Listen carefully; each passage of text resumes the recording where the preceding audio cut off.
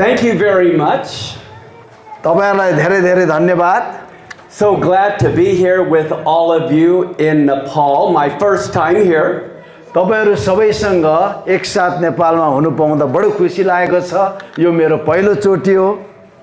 I just love the people. You're all just so loving and seem to be so kind, and I just really appreciate you. म मानिसहरूलाई प्रेम गर्छु र तपाईहरु एकदमै दयालु प्रकट देखिनुहुन्छ. Today, what I'm going to be talking about is the last few chapters of the book of Exodus. आज म तपाईहरुसँग प्रस्थानको पुस्तकको अन्तिम केही अध्यायहरु बारे बोल्ने छु.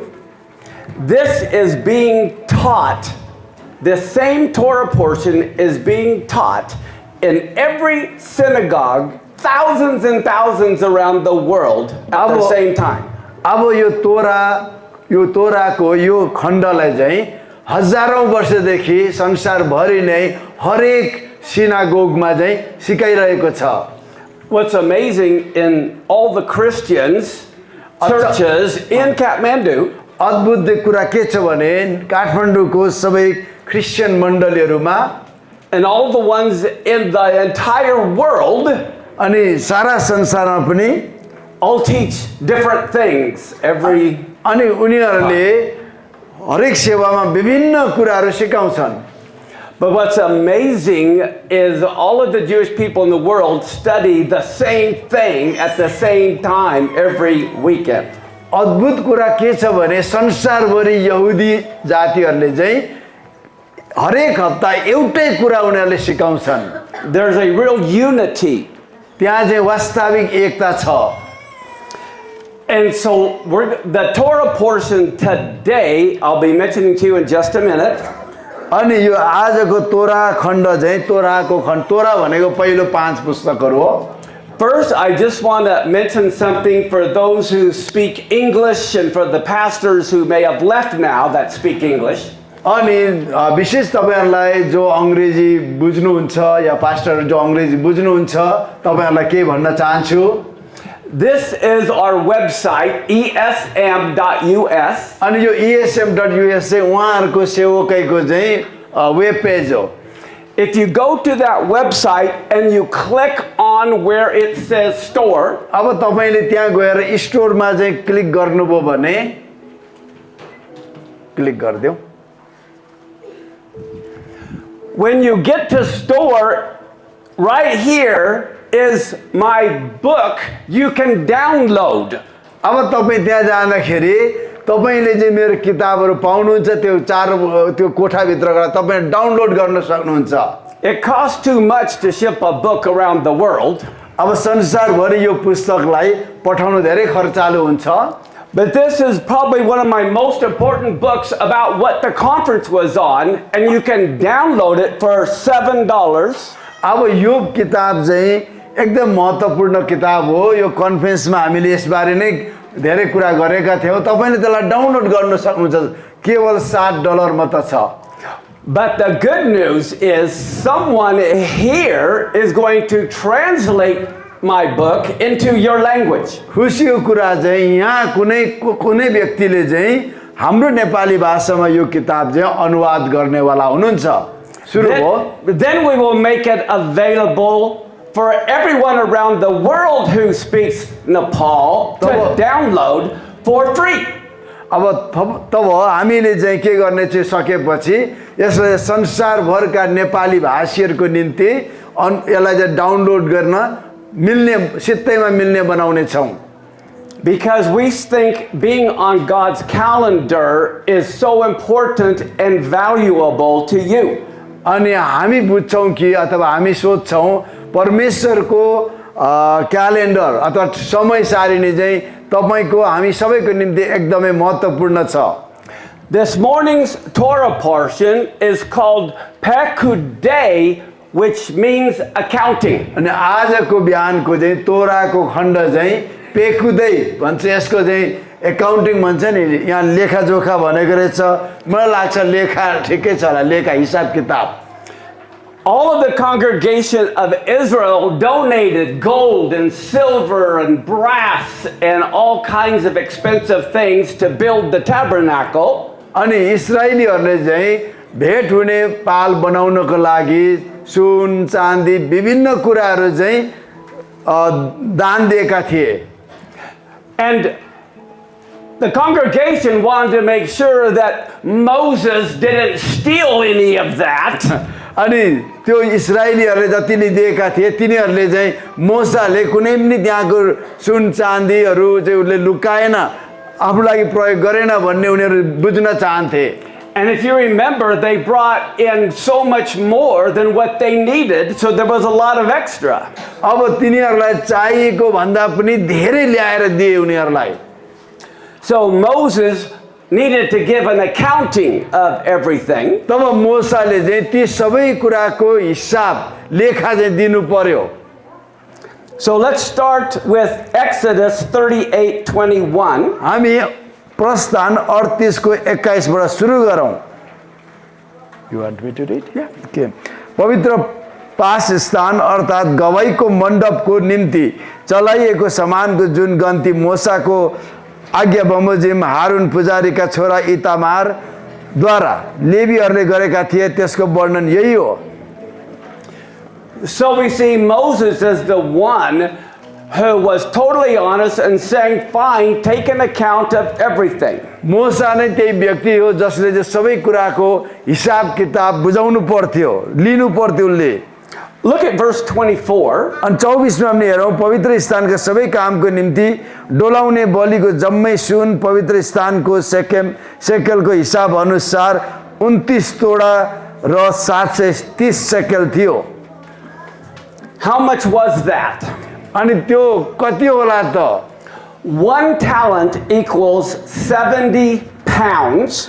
अनि एक तोडा भनेको चाहिँ 70 पाउन्ड हुँदो रहेछ त्यो भनेको धनी 35 KG So 29 talents is 2,000 pounds of gold.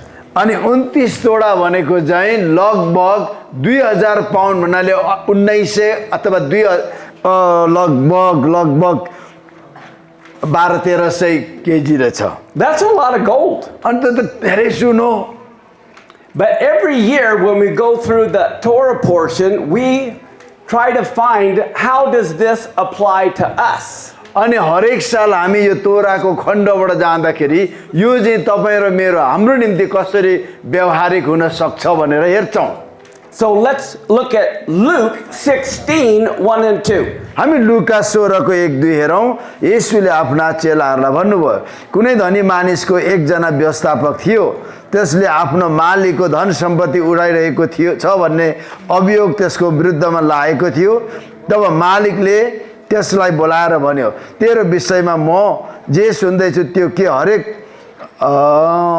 व्यवस्थाको तेरो के हो यो होरु पो छ त त्यो के हो प्रश्नवाचक रहेछ व्यवस्थापकको तेरो कामको हिसाब मलाई दे अब उपरान्त त व्यवस्थापक रहने छैनस् The Lord is our master and we are his steward and all of us will have to give an account.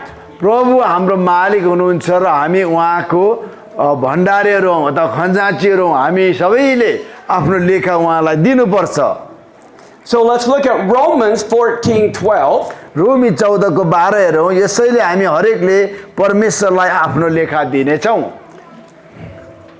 Each one of us हामी हरेकले are going to stand before God and give an account. हामी हरेक परमेश्वरको अगाडि उभिने छौं र हामीले लेखा बुझाउनु पर्नेछ दिनु पर्नेछ What are we going to have to give an account of? तब हामी एकसाथ उहाँलाई के चाहिँ लेखा दिने छौं त Our time.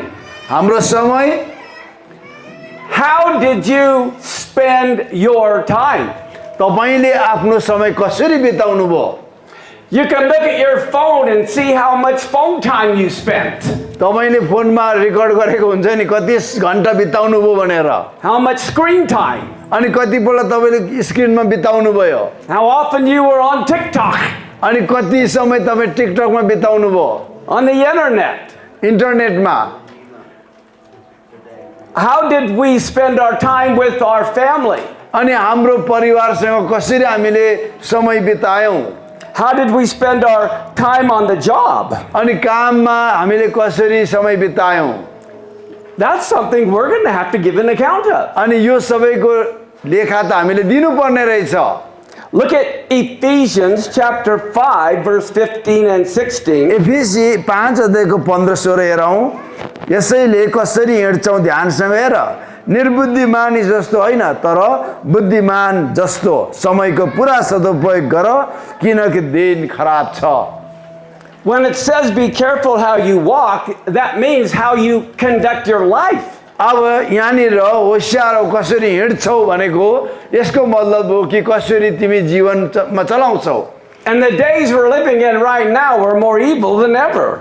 अब अहिले हामी बाँचिरहेको यो दिनहरू पहिले भन्दा पनि एकदमै दुष्टता छ, खराब छ. We know as a child, time seems to take forever. Excuse me. Like it takes forever for school to get out or for the day to get over. Time seems like it's a long time. अब हामीलाई कस्तो लाग्छ त अहिलेको समयहरू एकदमै लामो भएको जस्तो लाग्छ. खुइ आउँछ नि त लामो समय आउँदा प्राय वचन सुन्दा के त. But as we get older, the years fly by. तर जति हामी पाको हुँदै जान्छौं अनि हामीले समय चाहिँ छिट्टै बितेर गएको जस्तो लाग्छ. We look back and say, where did all the time go? अनि हामीले पछि फर्केर हेर्छौं हैन कति चाँडो समय बितेछ भन्ने सोच्छौं. Look at 2 Corinthians 5 verse 10 and 11. दोस्रो कोरिन्थी 5 अध्यायको 10-11 हेरौं. किनकि हामी सबै ख्रीष्टको न्याय आसनको सामुन्ने खडा हुनुपर्छ. यसरी शरीरमा हुँदा आफूले गरे बमोजिम हरेकले असल वा खराब प्रतिफल पाउनेछ. यसकारण प्रभुको भय थाहा गरेर हामी मानिसहरूलाई मनाउँछौं. तर हामी जे छौं परमेश्वरले जान्नुहुन्छ र म आशा गर्दछु त्यो तिमीहरूको विवेकमा पनि प्रष्ट होला. So all of us are going to appear before the Messiah, and we're all going to get paid or receive a reward for what we did, both good and bad. अब हामी सबै चाहिँ मसीहाको अगाडि उभिने छौं र हामीले हाम्रो जीवनमा गरेका हरेक कुराहरूको असल या खराब हरेक कुराहरूको इनाम पाउने छौं. So we're going to give an account of not only all the time we've wasted, but we're also going to be rewarded for all the times we've built the kingdom. अब हामीले हाम्रो खराब गरेको बेकारमा बिताएको समयको मात्र होइन तर हामीले परमेश्वरको राज्य निर्माण गर्नको लागि खर्चेको समयको पनि इनाम पाउने छौं. The other thing we're going to give an account of, अनि अर्को कुराहरुको जुन हामीले लेखा बुझाउनु पर्ने छ त्यो कुरा चाहिँ is how we spent our money. अब हामीले हाम्रो पैसा कसरी खर्च गर्यौं. God is not concerned about the amount. परमेश्वरलाई चाहिँ कति रुपैयाँ भन्ने हिसाब किताबको उहाँलाई मतलब छैन. As much as what percentage. For example, a poor person gives a little bit, but they may be giving more of their income than a rich person who gives more. अब प्रतिशतको हिसाबले कति भन्ने कुरामा हैन. अब थोरै कमाउनेले थोरै देला, धेरै कमाउनेले धेरै देला, तर उसको प्रतिशत के हो भन्ने कुरा हेर्नुहुन्छ. Look at Matthew 25:14 and 15. Matthew 25 को 14-15 मा किनकि यो चाहिँ कुनै मानिस जस्तो हो जसले परदेश जाँदा आफ्नो नोकरहरूलाई बोलाई आफ्नो धन सम्पत्ति तिनीहरूलाई जिम्मा दिए. तिनले हरेकलाई तिनीहरुका आफ्नो योग्यता अनुसार एउटालाई 5 सुनको सिक्का, अर्कोलाई 2 र अर्कोलाई 1 दिएर तिनी गइहाले. And so everyone is giving finances based on their ability. अनि हरेकलाई चाहिँ तिनीहरुको क्षमता अनुसार पैसा दियो. But look what one did in Matthew 25:18 and 19. अनि मत्ती 25 को 18-19 मा तर एक सिक्का पाउनेले चाहिँ गएर भुइँ खनेर आफ्नो मालिकको धन लुकाइ राख्यो. धेरै दिनपछि ती नोकरलाई मालिकले आए र तिनीहरुलाई सँग हिसाब मागे. So it's so important we don't just bury it. We have to put it to God's use in building His kingdom. अब हामीले चाहिँ गाड्ने काम गर्ने होइन तर त्यसलाई परमेश्वरको राज्य निर्माणको लागि प्रयोग गर्नुपर्छ। Think of when they left Egypt and they plundered the Egyptians and they were giving all of this gold and silver. अब याद गर्नुहोस् जब तिनीहरूले इस्राएलीहरूले मिस्र छोडेर निस्के तिनीहरूले धेरै रुपैयाँ धन सम्पत्ति रुपैयाँ पैसा लिएर हिँडे सुन चाँदीहरू। So God freely gave them all of that. ती सबै कुराहरू परमेश्वरले सित्तैमा दिलाउनु भयो। And then He said, of all that I gave you, can you give me back a little bit so you can be a part of building the place that I can spend with time with you? अनि परमेश्वरले भन्नुहुन्छ जे कुरा मैले तिमीहरूलाई दिएको छु ती मध्येबाट के मलाई दिन्छौ जसद्वारा तिमीहरूको माझमा बस्नको लागि म मेरो बस्ने ठाउँ निर्माणमा खर्च गर्न सकियोस्। Think about this. यो सोच्नुहोस् त Did God need their money? के परमेश्वरलाई तिनीहरूको पैसाको खाँचो थियो त? He could have went, tabernacle exists, and it would have existed. अब उहाँले त्यो भेट हुने पाल रहोस् भनेको भए त्यो हुन्थ्यो। So why did God want them to give of themselves to build the tabernacle? किन चाहिँ परमेश्वरले त्यो भेट हुने पाल निर्माण गर्नको लागि तिनीहरूले दिउन् भन्ने चाहनुभयो त? God doesn't eat cattle and sheep, so why did He want the sacrifices? अब परमेश्वरले पशु भेडा खानुहुन्न तब किन उहाँले चाहिँ तिनीहरूलाई त्यो बलिदान गर्नु भनेर भन्नुभयो? I will tell you the purpose of the sacrificial system. अब म तपाईहरुलाई बलिदानको व्यवस्थाको बारे बताउँछु। Those of you with kids, जो त नानीहरु छ तपाईको, who loves who more? Who loves who more? Do the parents love the children more, or do the children love the parents more? अब नानीहरुले चाहिँ आमा बाबुलाई धेरै माया गर्छन् कि बाबु आमाले नानीहरुलाई धेरै माया गर्छन्? बाबु आमाले नानीहरुलाई। The parents love their children so much more than their children love them. अब आमा बाबुले नानीहरुलाई यति धेरै माया गर्छन् कि त्यति माया छोराछोरीले आमा बाबुलाई गर्दैनन्। Why is that? किन हो त्यो? You don't love who you receive from, you love who you give to. अब तपाईले कहिले पनि जोबाट पाउनुहुन्छ त्यो दिनेलाई भन्दा पनि जसलाई दिनुहुन्छ उसलाई ज्यादा माया गर्नुहुन्छ। So God wanted Israel to invest time in the relationship, to invest some of their resources He gave them into the relationship so they would love Him. परमेश्वरले चाहिँ के चाहनुभयो भने त्यो अवसर दिने ताकि तिनीहरूले चाहिँ परमेश्वरलाई दिउन् र परमेश्वरलाई चाहिँ प्रेम गरून् भन्ने उहाँले चाहनुहुन्थ्यो। What's fascinating is God gave a commandment to farmers to not cut all of their field but leave some for the poor. अब घतलाग्दो कुरा के छ भन्दाखेरि परमेश्वरले किसानहरूलाई आफ्नो जग्गाको कुना-कुनामा चाहिँ सबै के रे बालीहरु चाहिँ सबै नबटुल्नु छोडिदिनु भनेर and the widows and the orphans. त्यो चाहिँ टुरा-टुरीहरु विधवाहरुको लागि गरिबहरुको लागि छोड्नु भन्नुभयो। But He never told them how much of the corner to leave. तर उहाँले कुनामा कति छोड्ने भनेर चाहिँ भन्नु भएन। Some might have left a small corner and others a big corner according to their heart. अब कुनै मानिसले चाहिँ जग्गाको कुनामा थोरै छोड्थ्यो कसैले धेरै उनीहरुको आफ्नो हृदय अनुसार मन अनुसार। When the tabernacle was built, God only wanted finances from those whose heart wanted to build the place. परमेश्वरले त्यो भेट हुने पाल निर्माण गर्नुहुँदा केवल ती मानिसहरुबाट मात्र उहाँले चाहनुभयो त्यो दियुन् भनेर चाहनुभयो जुनहरुले चाहिँ परमेश्वरको भेट हुने पाल बनाउने चाहन्थे। The next thing we're going to have to give an account of is our speech. What do we say? अब अर्को हामीले बुझाउनु पर्ने लेखा चाहिँ हाम्रो बोली वचन हो कस्तो कुरा गर्यौं भन्ने। Look at Matthew 12, 36 and 37. Matthew 12 को 36-37 हेर्नुहोस्। म तिमीहरूलाई भन्दछु हरेक व्यर्थको कुरा जो मानिसहरू बोल्दछन् न्यायको दिनमा तिनीहरूले त्यसको लेखा दिनुपर्नेछ, किनकि तिम्रा वचनहरूले तिमी निर्दोष ठहरिनेछौ र तिम्रो वचनहरूले तिमी दोषी ठहरिनेछौ।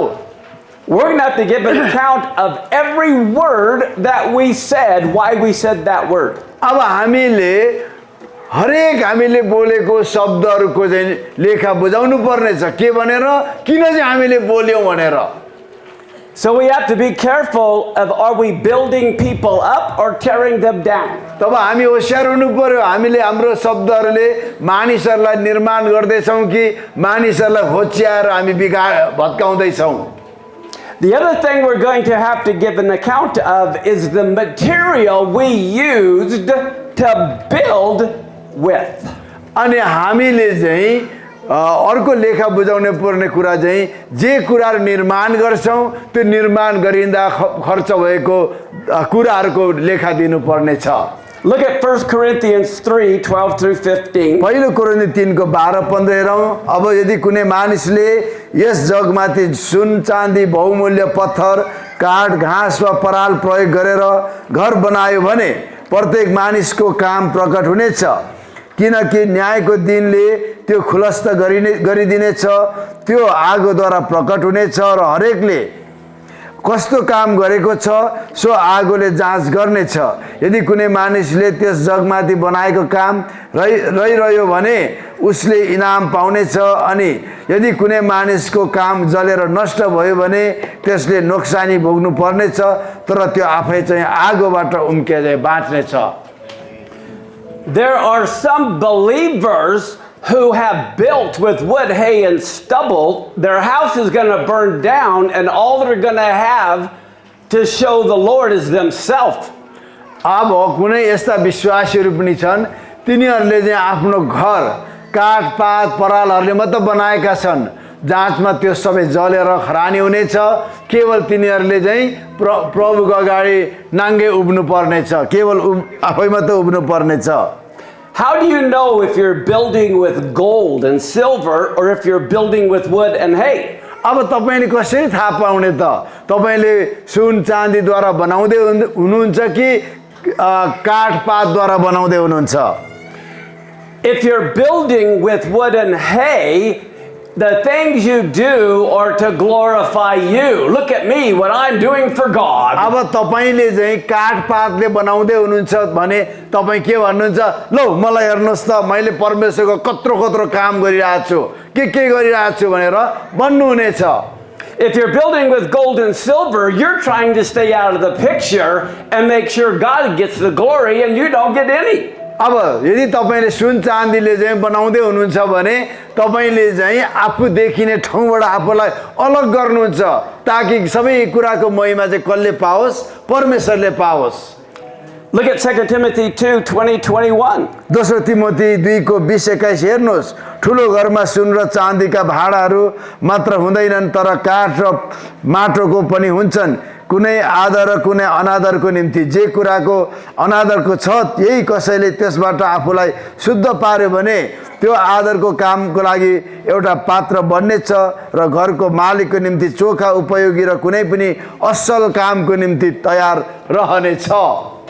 Do you want to be a vessel that receives honor and God uses, or a vessel unto dishonor in His house? के तपाई त्यस्तो पात्र बन्न चाहनुहुन्छ जुन पात्रलाई परमेश्वरले प्रयोग गर्नुहुन्छ, परमेश्वरले आदर लिनुहुन्छ, या तपाई त्यो पात्र बन्न चाहनुहुन्छ जसले सबै कुरा आफ्नो आदर आफै आदर खोज्नुहुन्छ र परमेश्वरले प्रयोग गर्नुहुन्न? Then we can't walk after the flesh, but after the Spirit. हामी शरीरमा हिँड्न सक्दैनौं, हामी चाहिँ आत्मामा हिँड्नु पर्छ। Let's take a moment and look at Exodus 12, verse 1 and 2. केही समय लिउँ र हामी यशाया 12 को प्रस्थान 12 को 1-2 हेरौं। मिस्र देशमा परम प्रभुले मोसा र हारूनलाई भन्नुभयो, यो महिना चाहिँ तिमीहरूका निम्ति महिनाहरूको सुरु वर्षको पहिलो महिना हुनेछ। In around September is Tishri 1 or Rosh Hashanah, and that is the calendar for the world because that's when Adam was created. अब तिस्री हिब्रूको तिस्री भन्ने महिना जो सेप्टेम्बर वरिपरि पर्छ त्यो चाहिँ तिस्री पहिलो चाहिँ रोश हसाना हो। रोश हसानामा चाहिँ परमेश्वरले आदमलाई सृष्टि गर्नुभएको थियो। Now, how many of you are born again? तपाईहरु कतिजना चाहिँ नयाँ गरी जन्मिनु भएको छ? So, आदि सरेर हैन रहेछ त। when God told Israel, this will be the beginning of the year for you, that meant you've been born again. You're going to have a calendar starting on Nisan 1. अब परमेश्वरले चाहिँ के भन्नुभयो भने अब यो चाहिँ तिमीहरुको निम्ति पहिलो महिना पहिलो दिन हुनेछ अनि किनभने अब तिमीहरु नयाँ गरी जन्म्यौ अब यो चाहिँ निसान महिना हुनेछ। Look at Exodus 40 verse 1 through 3. This is a year later. प्रस्थान 40 को 1 देखि 3 हेरौं यो चाहिँ 1 वर्ष पछाडीको घटना हो। तब परमप्रभुले मोशालाई भन्नुभयो पहिलो महिनाको पहिलो दिन भेट हुने पाल अर्थात पवित्र वासस्थान खडा गर्नु त्यसमा गवाईको सन्दुक राखेर त्यसलाई पर्दाले छेक्नु। So Exodus 12, when God said this is going to be the beginning, it was Nisan 1.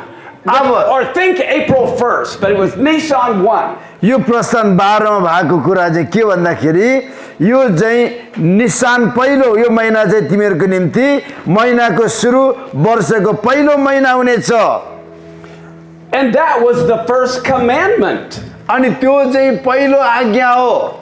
While they were in Egypt. जब तिनीहरु मिस्रमा थिए। So if someone asks you what are the commandments, अनि तिनीहरुलाई सोधे आज्ञा के हो आज्ञाहरु? The first commandment was given in Egypt 2 weeks before Passover. अब त्यो चाहिँ पासओभर भन्ने निस्तार चाडको 2 हप्ता अगाडि परमेश्वरले आज्ञा दिनुभयो। And so a year later is the very day they set up the tabernacle. अनि 1 वर्ष पछाडी त्यही दिन चाहिँ तिनीहरुले भेट हुने पाल खडा गरेका थिए। On the first of Nisan is when God's glory fell. अनि निसानको पहिलो दिन चाहिँ जब परमेश्वरको महिमा आउनुभयो The Spirit filled the temple and Moses couldn't minister. अनि त्यो भेट हुने पाललाई उहाँको आत्माले भरियो र त्यहाँ चाहिँ मोसाले सेवा गर्न सकेन।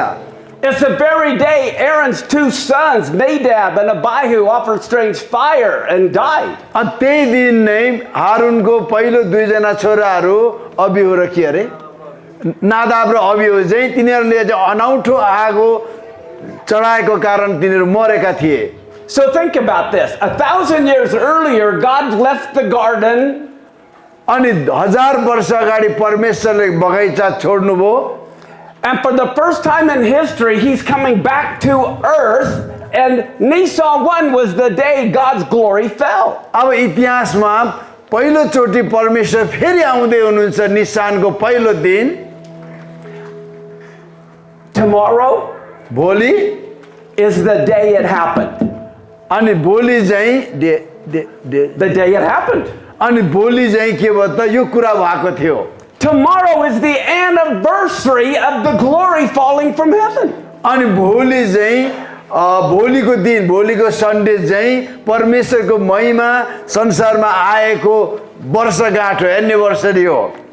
Some people don't celebrate anniversaries, others do, but tomorrow is the anniversary when God came down to earth, and we should be excited about that. अब धेरै मानिसहरूले विभिन्न वर्षगाँठहरू मनाउँछन् तर भोलि चाहिँ के हो त परमेश्वरको महिमा आउनु भएको दिन हो। भोलि चाहिँ वर्षगाँठ हो उत्सव हो।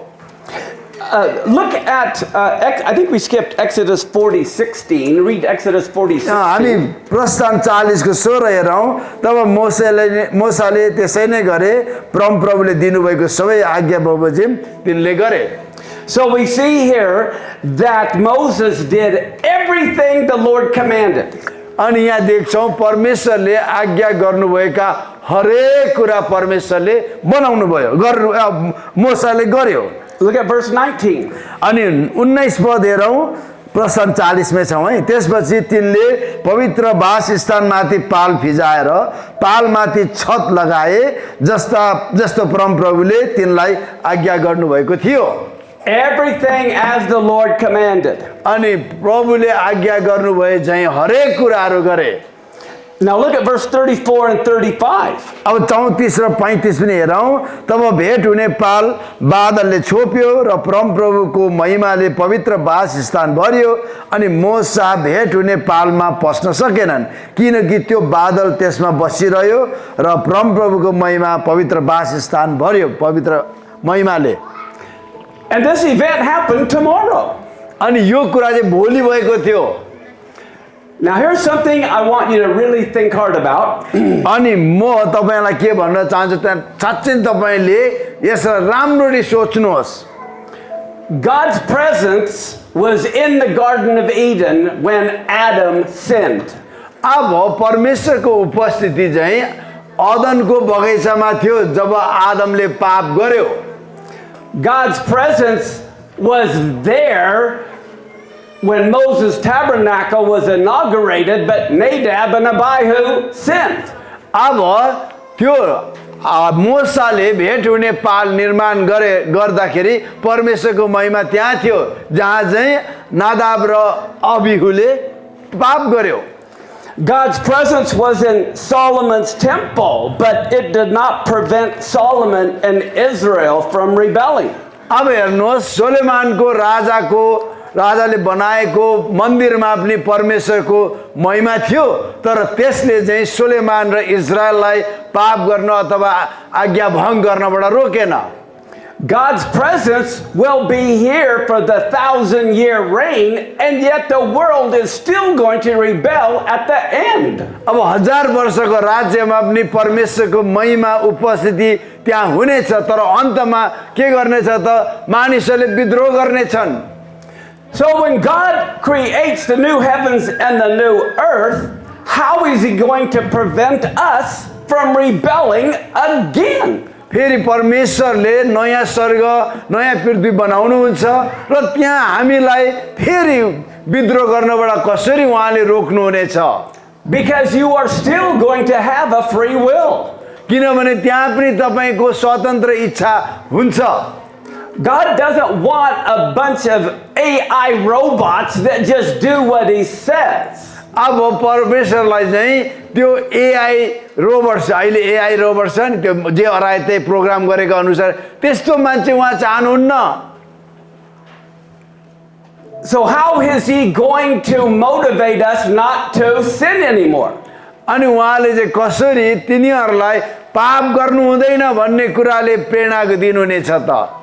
Look at the last verses in Isaiah 66, verse 22 through 24. यसया 66 को अन्तिम पदहरू हेरौँ। जसरी नयाँ आकाश र नयाँ पृथ्वी जो म बनाउने छु ती मेरै सामुन्ने रहिरहने छन् परमप्रभु भन्नुहुन्छ त्यसरी नै तिमीहरूको नाउँ र तिमीहरूका सन्तान रहिरहने छन्। एक औँसीदेखि अर्को औँसी र एक सबातदेखि अर्को सबातसम्म सबै मानिस जाति आएर मेरो सामुन्ने निहुरने छन् परमप्रभु भन्नुहुन्छ। अनि तिनीहरूले निस्केर मेरो विरुद्धमा बागी हुने मानिसहरूको मृत शरीरलाई हेर्नेछन्। तिनीहरूको किरा मर्ने छैन तिनीहरूको आगो निभ्ने छैन र तिनीहरू सबै मानिस जातिका निम्ति घृणित हुनेछन्। Every week and every month, we're going to look into hell and go, we don't want to be there. अनि हरेक हप्ता हरेक महिना हामी नरक हेर्ने छौं त्यहाँ बिजोग र हामी त्यहाँ जान चाहने छैनौं।